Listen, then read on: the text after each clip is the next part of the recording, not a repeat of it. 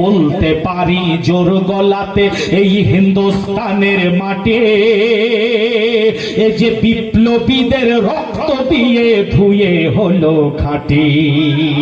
এক দুই নয় শত শত নয় হাজার হাজার আলিম নওজওয়ান নিজের গরদান দিয়েছে, তারা বাঁচিয়েছে এই ভারতের মান।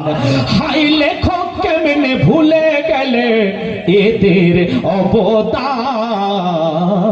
ছাড়বো না কুরআন, না ছাড়বো হিন্দুস্তান। এই জন্মভূমির ভালোবাসা আমাদের ঈমান, এই জন্মভূমির ভালোবাসা আমাদের ঈমান, এই জন্মভূমির ভালোবাসা আমাদের ঈমান। মনে রাখবেন বাবাজি, এমএলএর পদ একদিন চলে যাবে, এমপির পদ একদিন চলে যাবে, রাজ্যপালের পদ একদিন চলে যাবে, রাষ্ট্রপতির পদ একদিন চলে যাবে, পার্টির মেম্বারের পদ একদিন চলে যাবে, নির্বাচন কমিশনারের পদ একদিন চলে যাবে, প্রধানমন্ত্রীর পদ একদিন চলে যাবে, সবার পদ একদিন চলে যাবে। তার কারণ এরা দুনিয়ার মানুষের দ্বারা ইলেকশনের মাধ্যমে নির্বাচিত হয়েছে।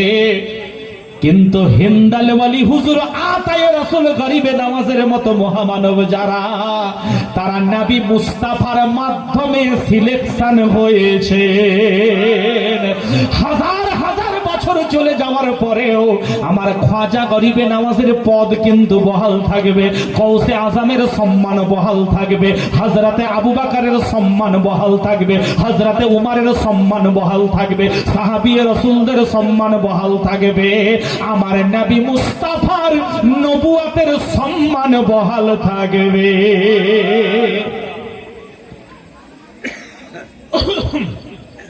ভাই, মসজিদে আপনি নামাজে দাঁড়িয়ে গেছেন, নামাজ শুরু হয়ে গেছে, ওই নামাজের হালতে কোন মাওলানা সাহেবকে সালাম দেওয়া চলবে? ভাই, সালাম দেওয়া সুন্নাত, উত্তর দেওয়া ওয়াজিব, কিন্তু নামাজের হালতে চলবে না, ঠিক না বল?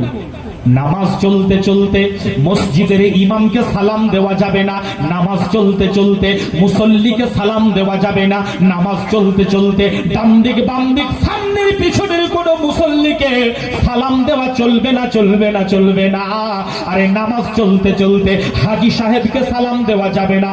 নারায়ে তাকবীর, নারায়ে রিসালাত, বলুন ইয়া রাসূলুল্লাহ। গৌস কা দামান, খ্বাজা কা হিন্দুস্তান, নারায়ে তাকবীর। পরবর্তী বক্তা এসে গেছেন, আমার তো 2 ঘন্টা হতে গেল। ভাই, নামাজ চলতে চলতে কোন ইমামকে সালাম দেওয়া চলবে না, চলবে না, চলবে না। কিন্তু নামাজের হালতে আমার দয়ার নবী মুস্তাফাকে সালাম না দিলে বান্দার নামাজটাই কমপ্লিট হবে না। জোরে বলি সুবহানাল্লাহ। বেরাদার, আমার নবীকে সালাম দিতে হচ্ছে নামাজের হালতে। বাবা, কোথায় দিচ্ছেন? আসসালামু আলাইকা আইয়ুহান নাবিয়্যু ওয়া রাহমাতুল্লাহি ওয়া বারাকাতুহু। আমার নবীকে সালাম দিতে হচ্ছে কিনা বলুন? নামাজের অন্তিম পর্যায়ে আমাদেরকে দরুদ শরীফ পড়তে হচ্ছে। আল্লাহুম্মা সাল্লি আলা মুহাম্মাদিন ওয়া আলা আলি মুহাম্মাদ কামা সাল্লাইতা আলা ইব্রাহিম ওয়া আলা আলি ইব্রাহিম ইন্নাকা হামিদুম মাজিদ। আল্লাহুম্মা বারিক আলা মুহাম্মাদিন ওয়া আলা আলি মুহাম্মাদ কামা বারাকতা আলা ইব্রাহিম ওয়া আলা আলি ইব্রাহিম ইন্নাকা হামিদুম মাজিদ।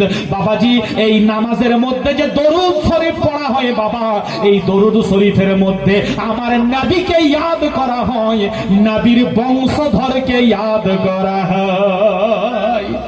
আলে মোহাম্মদ ইমামে হাসনাইন কারিমাইন, আলে মোহাম্মদ ইমামে হুসাইন পাক, আলে মোহাম্মদ সৈয়দুনা জৈনুল আবেদিন, আলে মোহাম্মদ হুজুর গৌসে আজম, আলে মোহাম্মদ হিন্দালওয়ালি গরিবে নামাজ। তামাম পৃথিবীতে আমার নবীর নসল থেকে যারা এসেছেন তাদেরকে এক কথা কথাই আলে মুহাম্মদ বলা হয়। আমার আল্লাহ বলেন, বান্দা তুমি নামাজের নিয়ত করতে গিয়ে অন্যমনস্ক হয়েছো, কেউ না জানলেও আমি আল্লাহ জানি। বান্দা নামাজের সূরা পড়তে গিয়ে অন্যমনস্ক হয়েছিলে, কেউ না জানলেও আমি জানি। বান্দা তুমি নামাজের কোথায় কি করেছো, কোথায় কি ভেবেছো, কেউ না জানলেও আমি আল্লাহ জানি। এই বান্দা তুমি নামাজের অন্তিম পর্যায়ে আমার হাবিবের প্রতি দরুদ শরীফ পাঠ করে, আমার হাবিবের বংশধরের প্রতি দরুদ শরীফ পাঠ করে আমার নবীকে খুশি করে দাও, আমার নবীর বংশধরকে খুশি করে দাও। আমার নবী মুস্তাফা এবং তিনার বংশধর যদি খুশি হয়ে যায়, আমি আল্লাহ তোমার নামাজটাকে আমার নবীর ওসিলায় আমার বারগাহে ইলাহিতে কবুল করে নেব।